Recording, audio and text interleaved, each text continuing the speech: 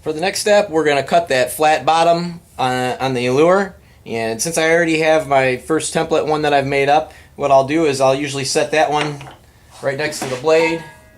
I'll bring my fence in and just touch it where I've just got just enough room where it'll just slide through.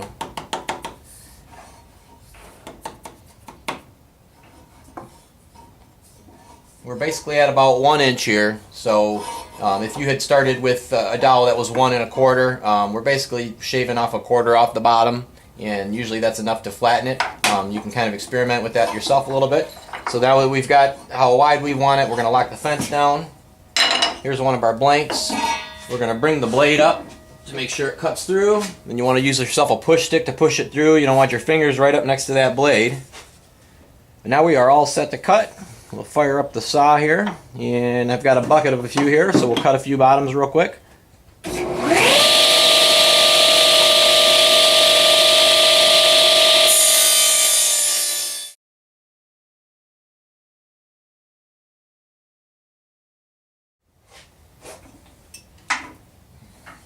So now we've got our flat bottom cut, and we are ready to do the next step, so we brought in our miter gauge now. We're going to cut this to length.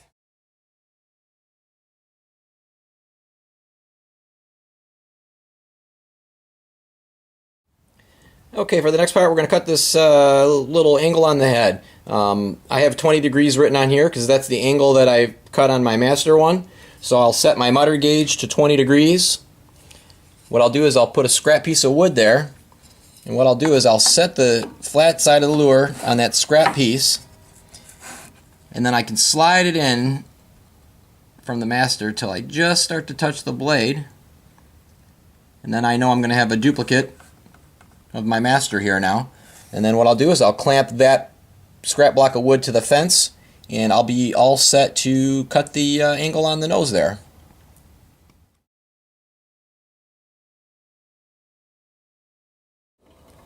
We'll look at our master again. Now we'll cut that angle for the bill of the lure. Okay, so we've got our miter gauge set back to 0. For the angle on these crankbaits, I have this angle set at 38 degrees.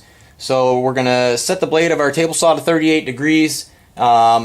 Using our master, I raise the blade up till it just fits up into that notch so I can make another copy of the same lure. You'll have to experiment with that. Like I said again, the angle I have this at is 38 degrees. You could play around with what angle you want to set your bill at. I've got a board here that I use. Basically, once I have the lure setting on the blade there, I set that board there. I bring the fence till it just touches it. I lock the fence down. Then we bring this board back away from the blade so that the lure won't get pinched in there. We go ahead and clamp that board onto the fence, and we are set to go now.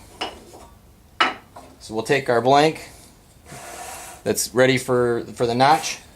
We'll set it up and touch the fence with it.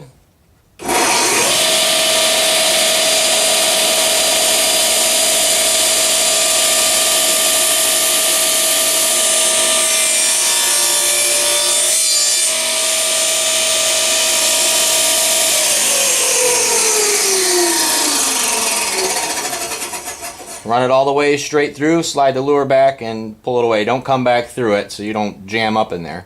And there you have it. Now we have the slot for our Lexan lip.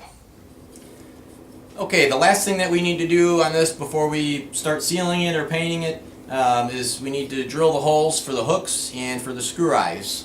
We're going to put one in the front of the bait to hook our swivel up to. One at the tail for the tail hook, and one on the belly for the belly hook. Also, if you wanted to do a jointed bait, the jointed baits are exactly the same. The only difference is you're going to cut it in half. And I like to sand. I like to take this to the belt sander and sand these angles in, which helps give it a freer movement back and forth, side to side. Gives you a little bit more play there. So anyway, we've already got our blank marked for the belly hook. the nose hook and for a tail hook. And I'll use a 16th inch bit and we'll drill those out.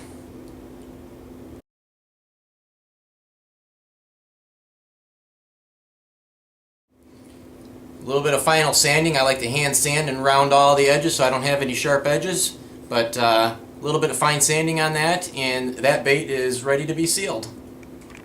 Okay, one of the next steps is very important that you definitely are not going to want to skip, and that's going to be sealing the bait. As you can see, I've got 5 here that are, these are some glide baits that I'm doing that are sitting here waiting, and they're curing and drying. You might want to make some kind of rack.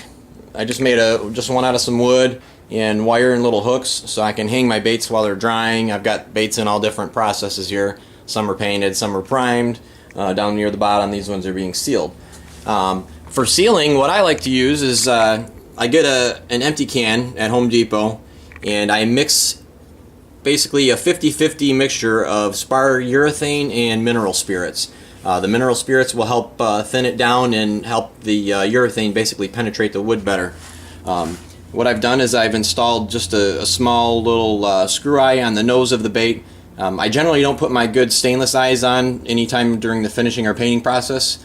I just use the cheap zinc plated ones that they have at Home Depot. Basically what we're going to do is we just take our lure, we're going to put it into the spar, urethane, and mineral spirits mix. Usually I'll have a whole bunch of lures I'm doing at once, and I'll have this can full, but for demonstration here we're just going to do one lure at a time. So anyway, I'll put that lure down into that spar urethane, mineral spirits. I'll close it up, and we'll let it sit in there, and I'll let it soak usually for a good 15 or 20 minutes. Every few minutes I'll come over and I'll give it a little bit of mix just to make sure that we're getting good coverage over the whole lure. And in 15 minutes we'll come and pull it out and hang it on the rack. Okay, our lure's been soaking for about 20 minutes. I usually just use an old pair of needle nose that I use only for this, and we just grab it by that screw eye. We let any of the excess drip off, and we bring it over to our rack and let her hang and let her dry. One step that I did miss on here is I didn't countersink for the eyes. Generally on my baits like these that are primed here, I have a countersunk hole where I put my little 3D eyes at. So you'll want to do that actually. Any of your drilling and machining you want to do before you seal it. You can also use just regular stick-on eyes too if you want, or you can hand paint your eyes. But anyway, that lure's all set to go. You should be able to have fun with it. I hope that helps get you started anyway. You can maybe do some glide baits like these and just have fun experimenting with all kinds of different patterns. So basically we'll let that cure. I usually like to let it cure for a good 3 days. Then I go to the next step, which is priming them. I just use rattle cans, spray paint primer. Prime all your lures. Let that dry. Light sand with 220, and they will be ready for paint. So in our next video, I will show you how to paint one of our lures.